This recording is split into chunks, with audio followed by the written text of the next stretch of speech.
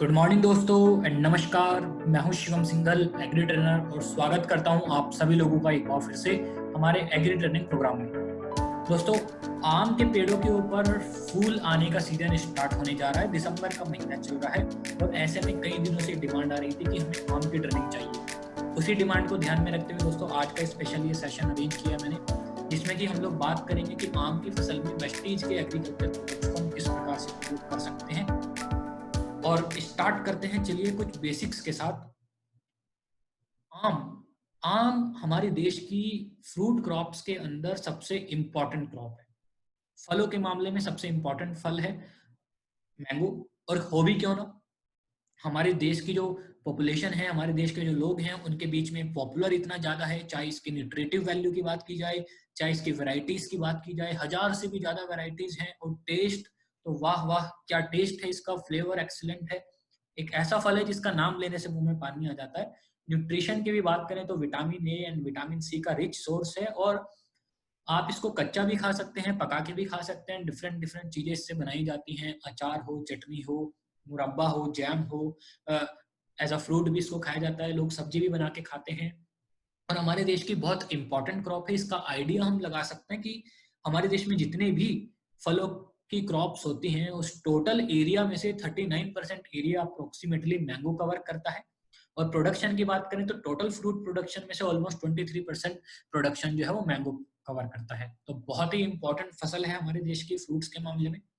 National fruit है हमारी country का। क्लाइमेटिक कंडीशंस की अगर बात की जाए तो आम के लिए ट्रॉपिकल एंड सब ट्रॉपिकल कंडीशंस बहुत अच्छी रहती हैं। अर्थात हमारे जो पूरा देश है वो आम के लिए बिल्कुल सुटेबल है। पूरे देश में आम की फसल हो सकती है, बस उन एरियाज को छोड़ के जो कि 600 मीटर से ज्यादा की ऊंचाई पर है। अर्थात जो पहाड़ी एरियाज है वहां पे आम की फसल नहीं हो पाएगी कमर्शियली। अदरवाइज पूरे इंडिया में आम की फसल होती है। फ्रॉस्ट इसके लिए अच्छा नहीं रहता है, पाला जिसको हम बोलते हैं वो अच्छा नहीं है, स्पेशली छोटे पौधों के लिए। बहुत ज्यादा हाई टेम्परेचर है, गर्मी वाले एरिया में ऐसा कोई दिक्कत नहीं है, लेकिन अगर वहां पे लो ह्यूमिडिटी हो जाए, बहुत तेज हवा चलने लग जाए, तो फिर वो प्लांट्स को नुकसान पहुंचा सकती है। मिट्टी की अगर बात करें तो हर प्रकार की मिट्टी में हम इसको उगा सकते हैं। और इसका आइडिया आप इस बात से लगा लीजिए कि ऊपर जम्मू से लेके नीचे केरल तक पूरे देश में आम की फसल होती है। डिफरेंट डिफरेंट स्टेट्स में डिफरेंट डिफरेंट मिट्टी है और सब स्टेट्स में आम की फसल हो रही है। बस एक चीज का ध्यान रखना होता है कि पत्थर और कंकरीली वाली मिट्टी ना हो, क्योंकि पेड़ की जो जड़ें हैं वो बहुत नीचे तक ग्रो करती हैं। तो उसके लिए सॉफ्ट मिट्टी हमें चाहिए होती है। लगाने से पहले पेड़ को बड़े बड़े गड्ढे तैयार करने होते हैं ताकि सॉफ्ट मिट्टी नीचे रहे, ऑर्गेनिक मैटर की भरपूर मात्रा रहे वहां पे, ताकि जड़ें अच्छे से ग्रोथ कर सकें। अदरवाइज चाहे वो रेड सॉइल हो, ब्लैक सॉइल हो, हर प्रकार के क्षेत्रों में आम की फसल लगाई जा रही है आज के समय में। एंड दोमट मिट्टी है अगर कहीं पे, तो फिर तो बहुत ही बढ़िया बात है। पीएच लेवल की बात करें तो 5.5 से 7.5 जो है वो आइडियल रहता है इसके लिए। अर्थात मिट्टी ना तो बहुत ज्यादा एसिडिक हो, ना बहुत ज्यादा एल्कलाइन हो। 6 6.5 के अराउंड अगर पीएच लेवल रहेगा तो आम की फसल वहां पे अच्छे से ग्रो कर पाएगी। फर्दर क्लाइमेटिक कंडीशंस की बात करें तो अभी जो फूल आने का समय होता है उससे पहले ड्राई वेदर अगर रहे तो बहुत अच्छा रहता है।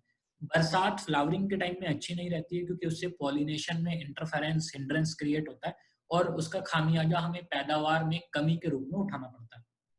फ्रूट डेवलपमेंट के टाइम पे हालांकि बारिश अच्छी रहती है, लेकिन उस समय पे भी ऐसा नहीं कि बहुत तेज बारिश हो जाए। ज्यादा तेज बारिश होगी, साइक्लोन्स चल जाए या बहुत तेज हवा चल जाए तो वो भी फिर पेड़ों को नुकसान पहुंचा सकती हैं। फल पूरी तरीके से टूट के गिर जाता है। इवन कहीं पे साइक्लोन्स आ रहे हैं उड़ीसा वगैरह साइड में, तो पेड़ को भी बहुत ज्यादा नुकसान पहुंच जाता है। हल्की फुल्की बारिश होती है अगर फल पकने के समय पे, तो वो ठीक है, उससे मदद मिलती है।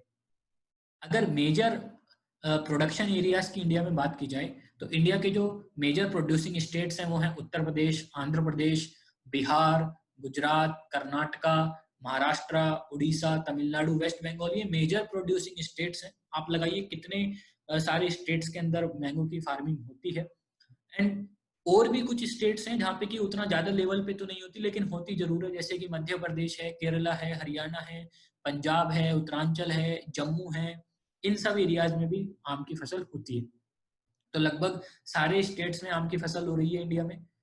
1500 से ज्यादा वैरायटीज हैं, जिनमें से 1000 के करीब तो लगभग कमर्शियल वैरायटीज हैं। इतनी ज्यादा वैरायटीज अवेलेबल हैं आम की फसल की, लेकिन इनमें से लगभग 25 से 30 वैरायटीज ऐसी हैं जो कि बहुत ज्यादा पॉपुलर हैं किसानों के बीच में और इसको कंज्यूम करने वाले कंज्यूमर्स के बीच में, जैसे कि आम्रपाली, चौसा, दशहरी, लंगड़ा, ये सब बहुत पॉपुलर वैरायटीज हैं। मैंने सिर्फ कुछ ही के ही नाम लिए हैं, बहुत सारी वैरायटीज हैं 25 से 30 जो कि बहुत ज्यादा पॉपुलर हैं। फर्दर अगर हम इसको क्लासिफाई करें तो फल पक किस समय पे रहा है या कोई वैरायटी तैयार किस समय पे हो रही है, उसके हिसाब से भी हम इसको क्लासिफाइड कर सकते हैं और अलग अलग कैटेगराइजेशन कर सकते हैं। मान लीजिए कोई आम की वैरायटी अप्रैल मई में मार्केट में आ रही है, जल्दी तैयार हो रही है, वो अर्ली वैरायटी हम उसको बोल सकते हैं। फिर मई जून में जो आती है वो मिड सीजन वैरायटी कहलाई जाएगी। जो जुलाई अगस्त के समय पे आती हैं तैयार होके वो फिर लेट वैरायटीज कहलाएंगी। और ये एक बहुत इंपॉर्टेंट पॉइंट है आप लोगों को समझने के लिए, क्योंकि आगे जब हम ट्रेनिंग में बढ़ेंगे तो हम बात करेंगे फूल आने के पहले क्या डालना है, फूल आने के बाद क्या डालना है। तो उस समय पे हमें यही ध्यान रखना है कि स्टेप्स को हम स्टेज वाइज समझें, ना कि मंथ वाइज। ऐसा ना समझें कि दिसंबर में ये डालना है, जनवरी में ये डालना है, फरवरी में ये डालना है, नहीं, ऐसे नहीं समझना है। हमें ये समझना है कि फूल आने के पहले क्या डालना है, फूल आने के बाद क्या डालना है, फल बनने के समय क्या डालना है। क्योंकि अलग अलग वेराइटीज हैं, कोई जल्दी तैयार होती है, कोई मिड सीजन तैयार होती है, कोई लेट सीजन तैयार होती है, तो सबका फूल आने का समय भी अलग अलग है। तो इसी तरीके से हमको स्टेप्स को समझना है। ये हमारी देश की कुछ मेजर मैंगो ग्रोइंग बेल्ट्स हैं। ये इंफॉर्मेशन मैं आपको इसलिए प्रोवाइड कर रहा हूँ कि मान लीजिए आप अभी एग्री के ऊपर काम कर रहे हैं और आप ये देखना चाहते हैं कि अभी मेरे एरिया में तो कोई खेती नहीं हो रही है, तो मैं और कहाँ पे एग्री के ऊपर काम कर सकता हूँ। तो आप अपने एरियाज में चेक कीजिए। मान लीजिए आप उत्तर प्रदेश से हैं, तो उत्तर प्रदेश में सहारनपुर, बुलंदशहर, लखनऊ, फैजाबाद, वाराणसी, ये वाले जो एरियाज हैं ये मैंगो की मेजर ग्रोइंग बेल्ट्स हैं। तो आप उधर की विजिट्स प्लान कर सकते हैं, उधर की टीम को एक्टिवेट कर सकते हैं कि चलिए भाई आम का सीजन आ चुका है, आम के ऊपर काम करते हैं, एग्री से हम बिजनेस निकालेंगे। उसी प्रकार से आंध्र प्रदेश, छत्तीसगढ़, गुजरात, हरियाणा, कर्नाटका, मध्य प्रदेश, महाराष्ट्र, उड़ीसा, पंजाब, तमिलनाडु, वेस्ट बंगाल, ये सब डिफरेंट डिफरेंट स्टेट्स के मैंने डिफरेंट डिफरेंट ग्रोइंग बेल्ट्स दिए हैं, जिसमें कि आप अपने हिसाब से चेक कर सकते हैं। मान लीजिए कोई कर्नाटका से है तो कोलर, बेंगलुरु, तुमकुर, कागू, ये एरियाज हैं, ये बेल्ट्स हैं जहाँ पे कि मेजर तौर पे आम की खेती की जाती है। तो आप उधर की विजिट्स प्लान कीजिए और उधर अपने बिजनेस को बढ़ाने का काम कीजिए। एक बहुत ही इंपॉर्टेंट चीज जो कि आज हमें ध्यान रखनी है, आज जो स्टेप्स में अभी आपको आगे बताने वाला हूं उनको मैंने कुछ सोच के तैयार किया है। और सोच ये है कि ये स्टेप्स उन पेड़ों के ऊपर काम करेंगे या उन बागों के ऊपर काम करेंगे जहां पे कि पेड़ ऑलरेडी 7 से 10 साल या उससे ज्यादा के हो चुके हैं।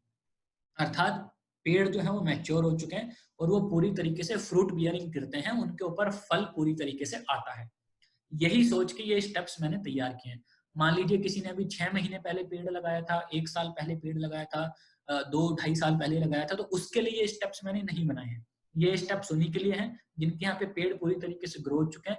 अगर आपको छोटे पेड़ों के लिए भी इंफॉर्मेशन चाहिए तो आप कमेंट बॉक्स में अपना फीडबैक दीजिएगा, उसके हिसाब से फिर हम आगे अपनी ट्रेनिंग प्लान करेंगे। तो अब हम स्टेप्स को स्टार्ट करते हैं और स्टेप नंबर 1 है spray 15 to 20 days before flowering starts. अर्थात जब फूल आने शुरू होने वाले हैं उसके 15 से 20 दिन पहले।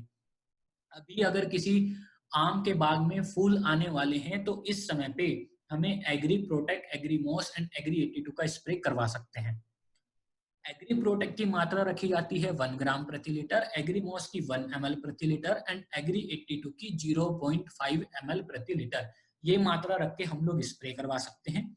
एंड फर्दर अगर हमें प्रति एकड़ के हिसाब से डोज चेक करनी है तो एग्री प्रोटेक्ट हम 500 ग्राम तक यूज करा सकते हैं, एग्रीमॉस हम 500 ml यूज करा सकते हैं, एग्री 82 हम 200 ml यूज करा सकते हैं।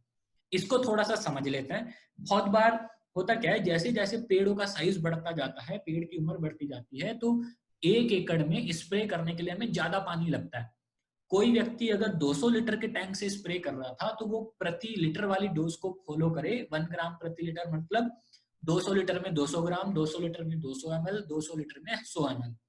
लेकिन अगर किसी के यहाँ पे बड़े टैंक इस्तेमाल हो रहे हैं 600 लीटर, 700 लीटर 1 एकड़ के लिए, तो फिर वो नीचे वाली डोज का इस्तेमाल करें 500 ग्राम, 500 ml, 200 ml 1 एकड़ के लिए। अर्थात इन दोनों में से जोन सी डोज आपको कम पड़ रही है, जिसमें आपको खर्चा कम पड़ रहा है, उस डोज का आप प्रयोग करें। ये उन एरियाज के लिए मैं बता रहा हूं जहां पे आप प्रति एकड़ में बड़े बड़े टैंक इस्तेमाल कर रहे हैं। अगर कोई छोटा सा टैंक इस्तेमाल कर रहा है, सपोज 15 लीटर का टैंक इस्तेमाल कर रहा है और उसके लिए डोज चेक करना चाहता है, तो 15 लीटर के लिए हमारा वही सेम फॉर्मूला रहेगा जो हम बाकी ट्रेनिंग्स में कवर करते हैं, 30, 20 और 10। अर्थात 15 लीटर के टैंक में हम प्रोटेक्ट को 30 ग्राम रखेंगे, मॉस को 20 ml रखेंगे एंड एग्री 82 को 10 ml रखेंगे, वो 15 लीटर के लिए। बड़े टैंक के लिए या तो हम 1 ग्राम प्रति लीटर वाली डोज रखेंगे या फिर प्रति एकड़ के हिसाब से 500 ग्राम 500 ml वाली डोज रखेंगे, जो भी आपको कम लगे वो है। ये वाला जो स्प्रे हम कर रहे हैं, ये एप्लीकेशन स्पेशली हमारे पेड़ों को बीमारियों से बचाने के लिए काम करेगा, उनकी टॉलरेंस बढ़ाएगा, इम्यूनिटी पावर बूस्ट करने का काम करेगा, जिससे बीमारियां हमारे पेड़ों पे ना लगे। आम की फसल में फूल आने के बाद बारिश पड़ जाती है या नमी बहुत ज्यादा बढ़ जाती है, तो फंगस की बीमारियां लगने के बहुत चांस बढ़ जाते हैं। तो बीमारियों के खिलाफ उसकी टॉलरेंस पावर बढ़े, ये चीज हम प्रोटेक्ट से अपने पेड़ों को प्रोवाइड करा पाएंगे। फ्लावरिंग बहुत अच्छी हो, कलियां पहले अच्छे से बने, फिर फूल अच्छे से बने, उनका पॉलिनेशन अच्छे से हो, वो हम एग्रीमॉस से करवा पाएंगे। एंड एग्री 82 उसका बहुत ही इंपॉर्टेंट रोल है, क्योंकि दोस्तों हम इतने बड़े पेड़ के ऊपर स्प्रे कर रहे हैं, तो बहुत चांसेस होते हैं कि प्रोडक्ट हमारा कहीं वेस्ट ना हो जाए। प्रोडक्ट हमारा कहीं वेस्ट ना हो जाए, उसके लिए हमें एक्टिवेटर, वेटर, स्प्रेडर की जरूरत जरूर पड़ती है। तो जब भी कोई स्प्रे करते हैं, हम साथ में स्प्रेडर का प्रयोग जरूर करें। इसके बाद स्टेप नंबर 2 आता है। स्टेप नंबर 2 है जब पूरी तरीके से फ्लावरिंग कंप्लीट हो चुकी है, फूल पूरी तरीके से आ चुके हैं पेड़ों के ऊपर, उस समय पे हम यही स्टेप को फर्दर रिपीट कर सकते हैं, दोबारा हम रिपीट कर सकते हैं। And Agri Protect, Agri Moss, Agri 82 का ही स्प्रे हमें रिपीट करना होता है, क्योंकि अभी भी चांस है बीमारियां आ सकती हैं, फूल बनने के बाद फल सही से ना बने इसके चांस हैं। तो सेम डोज है, सेम प्रोडक्ट है, फायदा हमें यही रहेगा कि फर्दर हमारे पेड़ की इम्यूनिटी सही रहेगी, जिससे बीमारियां लगने के चांस ना रहें। फूल जो बने थे उनसे फल अच्छे बने, उसका साइज, शेप एंड कलर अच्छे से बने। एंड एग्री 82 वहां पे स्प्रेडर, वेटर, एक्टिवेटर का काम करेगा। इसके 15 से 20 दिन के बाद फिर बात आती है स्टेप नंबर 3 की, और ये वो टाइम होता है जब फल बनना लगभग स्टार्ट हो चुका है, या फिर हम कह सकते हैं कि फल जो है वो अंडे के साइज का बन चुका है, और उस समय पे हम लोग स्प्रे करवा सकते हैं Agri Nanotech, Agri Gold and Agri 82 को। एग्री नैनोटेक की मात्रा रहती है 1 ग्राम प्रति लीटर, एग्री गोल्ड की रहती है 0.5 से 1 ग्राम प्रति लीटर, और एग्री 82 की रहती है 0.5 ml प्रति लीटर। ऐसे में अगर हम प्रति एकड़ की मात्रा देखना चाहें तो नैनोटेक की 500 ग्राम रहती है, एग्री गोल्ड की 200 ग्राम एंड एग्री 82 की 200 ml। और यहाँ पर भी वही सेम लॉजिक काम करता है जो मैंने आपको पहले बताया था, कि दोनों में से जोन सी भी डोज आपको कम पड़ रही है उसका आप प्रयोग करेंगे। मान लीजिए कहीं पे 1 एकड़ के लिए 600-700 लीटर के टैंक का इस्तेमाल हो रहा है, तो आप नैनोटेक 500 ग्राम, गोल्ड 200 ग्राम, 82 200 ml का प्रयोग कर सकते हैं। फर्दर कोई अगर प्रति प्लांट के हिसाब से पूछना चाहता है कि एक पेड़ पे कितना लगेगा, तो आप देख लेंगे कि 1 एकड़ में उसके कितने पेड़ लग रहे हैं। किसी के यहाँ 100 लग रहे हैं, 70 लग रहे हैं, 60 लग रहे हैं, 50 लग रहे हैं। तो पेड़ के हिसाब से आप डिवाइड कर सकते हैं। अगर कोई जानना चाहता है तो आप उसकी पर पेड़ के हिसाब से भी कॉस्ट कैलकुलेट कर सकते हैं। एंड फर्दर अगर कोई सिर्फ 15 लीटर के लिए पूछ रहा है, 15 लीटर के टैंक में कितना होगा, तो वहां पे फिर वही सेम फॉर्मूला रहेगा, 30 gram nanotech, 20 gram gold and 10 ml 82। ये वाला जो एप्लीकेशन हम लोग करवा रहे हैं, इस एप्लीकेशन का, इस स्प्रे का मेन जो फायदा होता है वो फ्रूट की क्वालिटी के ऊपर रहता है। बहुत बार समस्या आ जाती है कि फ्रूट्स हमारे फट जाते हैं, उनके ऊपर दाग धब्बे आ रहे हैं, उनका कलर अच्छा नहीं आ रहा है, उनकी शेल्फ लाइफ अच्छी नहीं है, वो सड़ जाते हैं जल्दी। तो हम नैनोटेक का प्रयोग करवा रहे हैं ताकि हमें इस प्रकार की समस्याएं ना आए, हमें फ्रूट की क्वालिटी अच्छी मिले, उसकी शेल्फ लाइफ अच्छी मिले। एग्री गोल्ड का हम प्रयोग करवा रहे हैं ताकि फल बनने के समय पे अगर किसी भी प्रकार का बायोटिक स्ट्रेसेस आता है, मौसम खराब हो जाता है, आंधी तूफान चल जाता है, तो हमारे पेड़ के अंदर इतनी स्ट्रेंथ रहे, हमारे फलों के अंदर इतनी स्ट्रेंथ रहे कि हमारी पैदावार जो है वो रिड्यूस ना हो। अगर बहुत बार होता है कि हमारे पेड़ के ऊपर कोई बीमारियां लग जाती हैं, हमने कोई स्प्रे किया है, उससे हमें पेड़ को रिकवर करना है, तो गोल्ड वहां पे बहुत अच्छा काम करता है। Agri 82 further spreader, wetter, activator के तौर पे काम करता है। कभी भी हम स्प्रे कर रहे हैं, इसका प्रयोग हमें जरूर साथ में करवाना ही चाहिए।